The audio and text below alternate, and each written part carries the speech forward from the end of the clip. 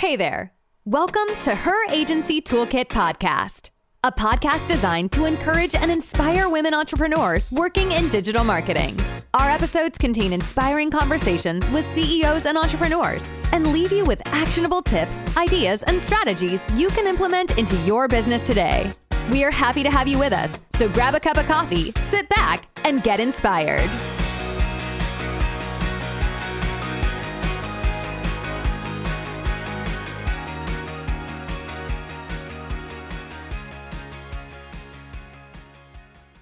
Hello, and thank you for tuning in to today's episode of Her Agency Toolkit. I am your host, Julia McLaughlin.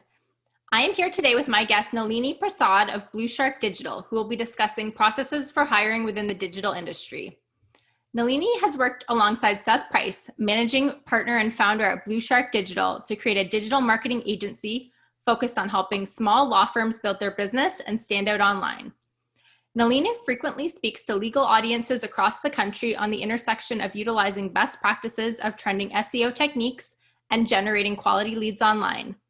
Welcome, Nalini. Thank you so much for joining us.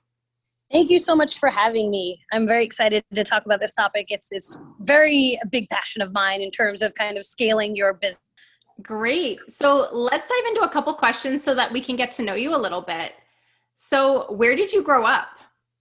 So I am a Florida girl, born and raised in Orlando. My first job was actually at Disney World. I was not a character, but I was a cashier, and so was very involved in the Orlando culture until I was about 18. I love that. And what inspires you?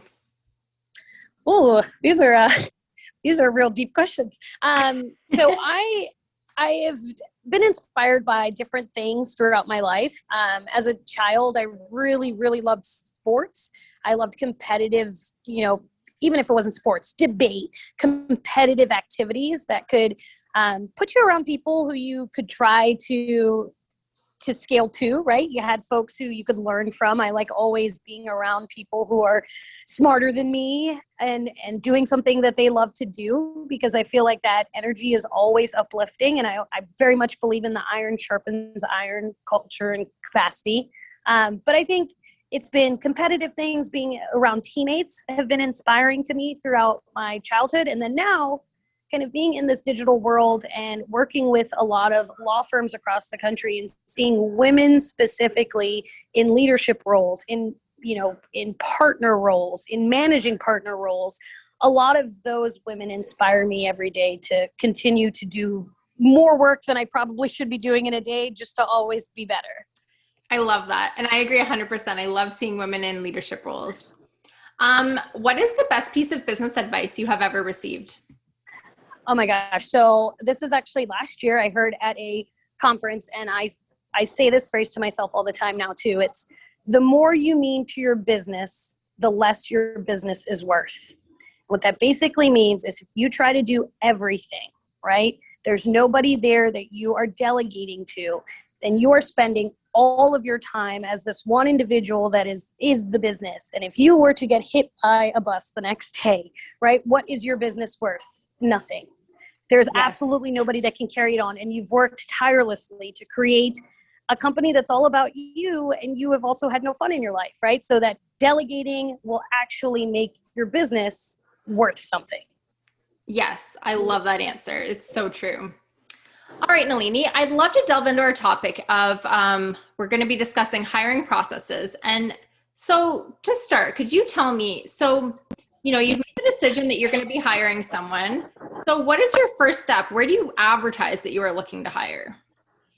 Yeah, so I think it's really going to depend on what you're looking for, the age demographics, right? The culture of your company. A lot of times, if you are just a startup and you are just one individual that is the CEO of your company and you need a little bit of help, but you maybe don't even have a big budget, right, to give a salary to this particular position, then starting with colleges for interns is probably going to be your best bet, right? If you are just looking for an intern to be on for the summer, or maybe a part-time person, I find that reaching out to the local universities, they always have some sort of internal system where you can list your job description, right? And so that's what I would give to the folks who are just starting out. For people who are scaling and they've got a ton of they've got a ton of budget and bandwidth and they're really trying to hire for a specific position, then I find that I have really good luck with things like Indeed. Indeed is a very good program. Okay. We've done well with that. Yeah, and we've kind of put it on our own website as well. And if you're, in digital and you're SEOing your website, then your job description area should be good too. Yes, exactly. Great. So, and what do you look for in an ideal candidate before offering an interview? Yes. So I think that this really, again, depends on where you are with your company, right? So if you're looking for someone who is going to be just doing the actual digital work, I like to look for somebody who's worked in a digital agency or as an in-house marketing person that has some sort of marketing background. They're just going to, they're going to hit the ground running a little bit better than maybe someone who just graduated and was a business major, wants to get into marketing, but hasn't really had any work experience. A lot of times when you are a small company and it's maybe just you, a female CEO and, one other person, then you're going to really need a self-starter, someone who's going to work independently because you're busy doing 1,000 things. And a lot of times that comes just from work experience life. Having been in an office for a year, you're more able to work with one higher level individual and understand, oh, well, they're busy, so I can do this work, right? Versus someone who's just entering the market. A lot of times they're a little more nervous. They'll be asking for a lot more, approval on certain little tasks and things like that. So you can kind of streamline and get the right kind of person if you find someone that's a couple years into the workforce. Makes sense. And what does your interview process look like?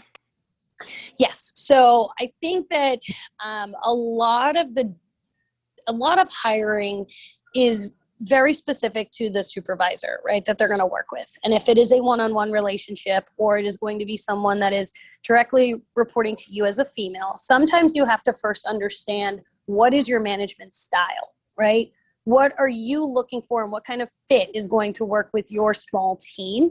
I think that a lot of times you want to have a one-on-one conversation for sure once you get to a certain level in that interview process. But I think the very first step has to start with your HR person just doing a phone call, right? A screen to figure out, is this a person that, that will work well with our company and our culture? The second step is really important, that you have not just your HR person, but also people from your company who work very closely with you sit in on that interview. And that is having someone who knows you give a picture of who you are, right? It's easy to talk about who you are as a leader, what kind of supervisor you'll be to somebody, but it means much more to an applicant, I think, if they can hear it from people who are actually working alongside you, if that kind of makes sense. Yes, it does. Sure.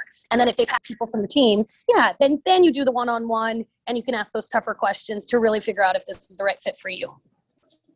Great. So you've got a multi-stage process. So it starts off with HR and then would you do a phone interview and then an in-person interview, or is that how that normally works? Yes. And in COVID times, things have changed, right? Zoom has worked pretty well, but I do think you want some sort of face-to-face. You want to see mannerisms. You want to see how well the conversation flows. So absolutely, either Zoom or in person, whatever people are comfortable with at this point. Okay, perfect. And what are some tips for attracting better hires?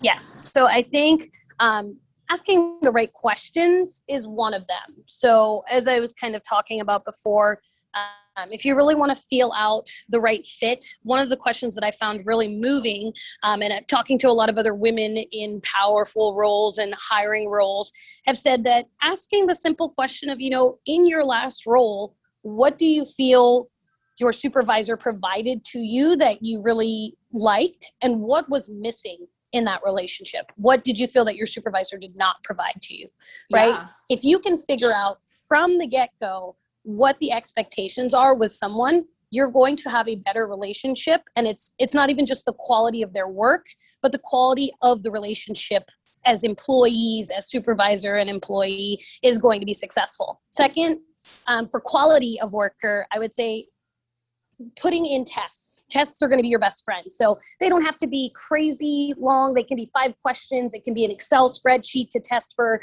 their attention to detail. It could be just, a paragraph that they have to read or type and see how fast they type. But having some sort of working document that's a Google Sheet or a Google Doc that can be replicated for every single hire or person in the pipeline that can take a test, and take it home. So you meet with them in person, that second thing. And then you say, hey, if you're still interested in this role, here, we'll email you this. Can you just, take 10 minutes to do this test? Honestly, you're going to see what their capability is, but you're also going to see how interested they are in the role, whether they decide to take that test within 2 hours of getting it or 2 days of getting it, right? You're going to see how engaged and how much they even care about this particular position. So I think that helps with quality as well. Absolutely. Are you able to talk a little bit more about your screening process? I know you mentioned that HR would speak to the candidate. Is there anything else you'd like to touch on with regards to screening? Yeah, something I like, and this is just my A-type personality, but I am a big attention to details person. I think that everyone makes mistakes, and that's perfectly fine, but you want to be able to get things done kind of right on the first or second try. So in our job descriptions, we kind of put a little test in there. And so, if it's 2 paragraphs about the position, there's like a sentence in there about ice cream or something that just doesn't fit, right? And so at the end of it, it says, if you saw something wrong with this description, please let us know in your first line of your response, or we'll make it so that we say, hey, make sure that your first name and last name is put in the subject line of the email when you submit an application. And anyone who doesn't right away did not obviously read it. And so you could do something little like that, something fun even that jives with your culture. I would say have fun with your job duties, your job description, and your application, because from there, someone's already excited to work with a company that's done something kind of funny, right? Yeah, exactly. That's a great idea. I think that's really clever. Yep. So one theory is that harder job interviews actually lead to better job matches. What is your stance on this theory? I kind of look at this as, and this is funny because Seth loves to use the dating analogy for a lot of things in sales, but I'm actually going to use the dating analogy for this question. So I think that like a first date, right, you cannot allow that one meeting to be the be all and end all of a relationship and judging a person, right? So I think the harder the interview is, you got to think about someone walking in there who's already intimidated if they're meeting the CEO or the managing partner or something like that of a company. And then now you're asking them crazy questions and you're drilling them and you've just made them even more stressed out and nervous. And maybe they're not being their best self right now, right? So I actually believe in creating a calm, a very casual environment to allow people to be themselves in that one very important interview. I think less stressful, less difficult interviews are going to be more successful to learn the type of person. And you can, instead of just making it one very difficult interview where you're asking all these tough questions, you can, like I said, do a take-home test, and you're still going to get all of those answers that you were looking for in grilling somebody. You're still going to figure out what their quality of work is, right? I love that. Yep, that makes so much sense. So we touched on this a little bit earlier, but what are the best interview questions that you have found? So one, I like to always start with this one. I'd like to always throw in a fun question. And so I have asked, how do you organize your closet? And this is like a question that I ask. And it is important to me because a lot of times people will say, you're supposed to do that. There's no organization, right? And that's okay, that's fine. But then if there's some sort of method to your madness, it means that you have some sort of organizational skills, which is really important to me. And so it's a fun question that makes them laugh. It catches them off guard. It makes them be very human. And sometimes you end up in, 2 sentences later talking about your favorite designer or something like that breaks the ice. And so that one I usually throw in at the end of the conversation. For more specific, very important questions, I really like to ask about, instead of putting them in scenarios, I like to ask more about what were they missing in their last role, what made them unhappy, what would make them very happy, right? To just make sure that they're the right fit for the culture of your company and for working with you. Yes. Okay. And what are some mistakes that marketers are making when it comes to hiring? I think a lot of times, and this may not just be marketing, but you may get this really awesome resume and this person is, the best on paper, but then you interview them or you bring them into the work culture and they just don't fit because they're either, not very kind maybe, or they just don't value the same things that their coworkers value. Right. Yeah. And by doing that, you really create kind of a hostile environment. You create an environment where now your A+ stars that were doing really well have not really liked coming into their workspace anymore. And I think you don't just hire based on paper. I love that. That's great advice. Is there anything else you would like to add with regards to the hiring process?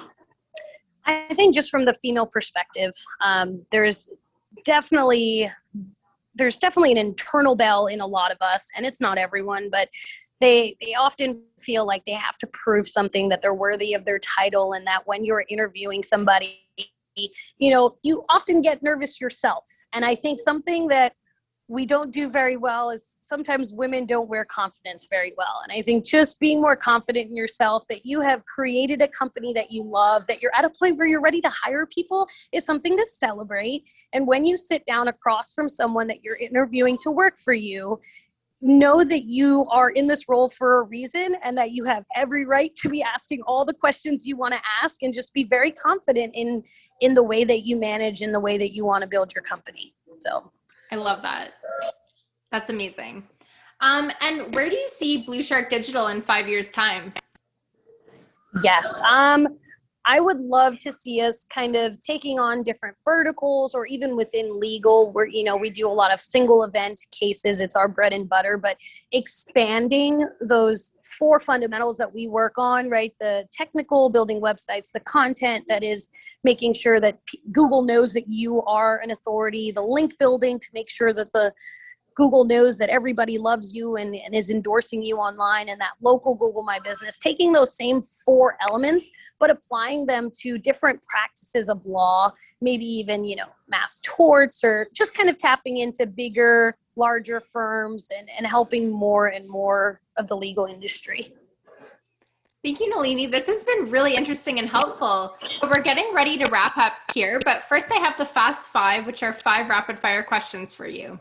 Are you ready? Yes. Okay. Yes. Alrighty. What's a book you've read that's made an impact on you? Oh, I'm gonna have to let you know that my guilty pleasure is Audible, just trashy romance novels. So when I have time to read, I'm not gonna lie, guys, when I have time to read, I am using that as escapism, not necessarily build your business time. I do really like to read a lot of the SEO blogs and experts, though, in terms of within my industry, that I found very helpful. And Sterling Sky is one in particular. Joy Hawkins out there. I love her blog. And in terms of the business side of things, she has updates on what Google's doing every single month for Google My Business, which if you're in digital, you should be looking at that. But then just for funsies, books, they are my escapism. I love that. What does your morning routine look like? I wake up and then I maybe have time for coffee, but I am pretty much looking right at my email as soon as I wake up. And I go straight into it. I know that I probably should carve out some time for meditation or other things to make me more calm. But if I'm being honest, I literally open my eyes and look at my phone and my email and I go right into things. That's what we want. We want the honesty. I love it. Is there a CEO that you follow or study? A specific CEO? No, there's kind of been people throughout time, and again, sports. So I kind of follow sports managers more than anything. And yeah, Shahid Khan, he's the owner of the Jacksonville Jaguars. He's been a very interesting fella to follow, and just seeing where he's putting his money for the organization. Okay, cool. And what is your favorite online tool? Favorite online tool? I have a couple. I mean, does Ahrefs count as an online tool? Because it's really more of a program. If it does, I love Ahrefs or Ahrefs or whatever you call it, because I love the ability to reverse engineer all of the competitors. And I love that the program itself continues to get more sophisticated. So there's lots of different elements that you can use. But my favorite is to actually use the domain comparison, where I can check the 5 websites all side by side and be able to see their whole website backlink profile in one screenshot. That's awesome. And what's one thing you wish you had known when you began your career? Oh man. I wish I had known that I would actually tell myself to take it easier. That it would be okay to take it easier, and you don't have to work weekends and nights in order to make something happen. If you have the drive to make something happen, it's gonna happen. And it's okay if it takes an extra month, right? And I think I still struggle trying to teach myself this, but I think just telling myself to chill out a little bit more, and nothing is the end of the world. Yes. Oh, that's great advice. Well, thank you for being our guest on today's episode. I really appreciate you taking the time to join us, even though I know you're in the middle of a conference. But thank you for joining us today. I'm sorry for the background noise too. It's all good. I completely understand. This is real life. So it's been a really great chat, and I've really enjoyed speaking with you today, Nalini. Thank you so much. I really appreciate you having me on this podcast, Julia. Thanks for tuning in to this episode of Her Agency Toolkit. I hope you are feeling inspired and learned something new that you can implement into your business today. If you like this episode, please subscribe to our podcast. And remember, if you're feeling comfortable, it's time to stretch yourself out of that comfort zone and take things to the next level. We'll catch you in the next episode.